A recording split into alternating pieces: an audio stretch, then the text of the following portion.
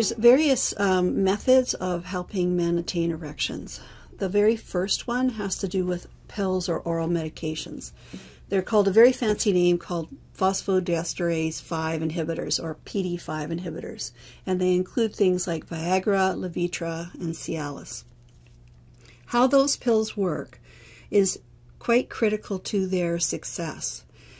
So there's a neurotransmitter that's released when you have a sexual thought, and when that sexual thought transmits down your spinal cord and out your nerve endings, it releases this neurotransmitter called nitric oxide.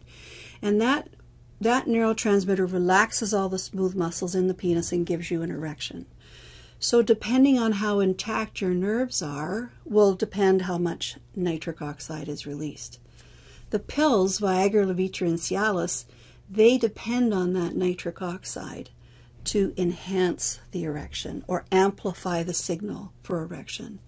So they only work when you're sexually aroused and that the pathway down is complete.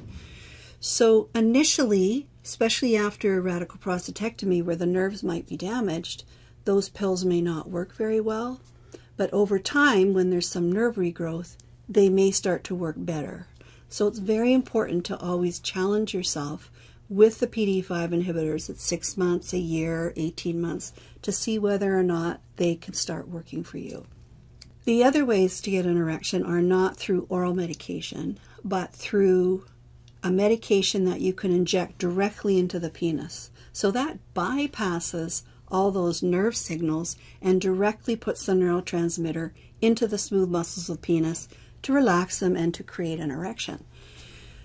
That sounds pretty easy, but a lot of men don't necessarily want to put a very fine needle into the penis. But it is a very simple thing to do, and it doesn't hurt if it's done properly. And you get an erection in about 5 to 10 minutes, and we want it to last 30 to 60 minutes. The danger is if you put too much of that neurotransmitter, you're going to have a prolonged erection, and we don't want that to happen.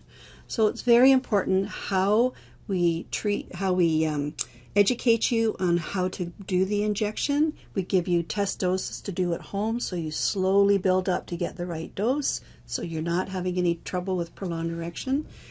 And the type of medication we use. And we'll instruct you that. The doctor or the nurse instructs you what type of medication, the dosing schedule, and the technique.